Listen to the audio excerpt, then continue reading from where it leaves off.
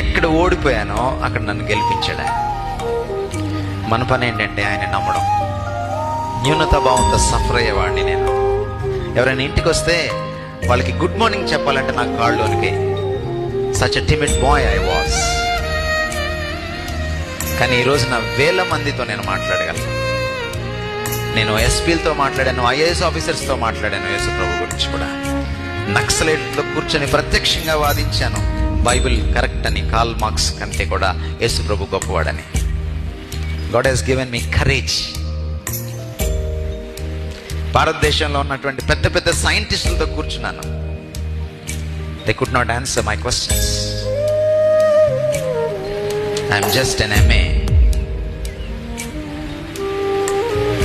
బహుశా నాకు గుర్తుండి నేను పెద్దవాళ్ళతో కూర్చున్నప్పుడు కొన్నిసార్లు నాకు ఇంకా PG కూడా అవ్వలేదు. నేను ఎక్కడ ఓడిపోతానో అక్కడ నన్ను గెలిపించగలిగిన ప్రభువు నాకున్నాడు, మనకున్నాడు. మనం యేసు ప్రభువుని ఎలా చూస్తున్నాం అన్న దానిపైన, మనల్ని మనం ఎలా చూసుకుంటున్నాం అన్నది ఆధారపడి ఉంటుంది. మన జీవితాన్ని ఎలా చూస్తున్నాం అనేది ఆధారపడి ఉంటుంది.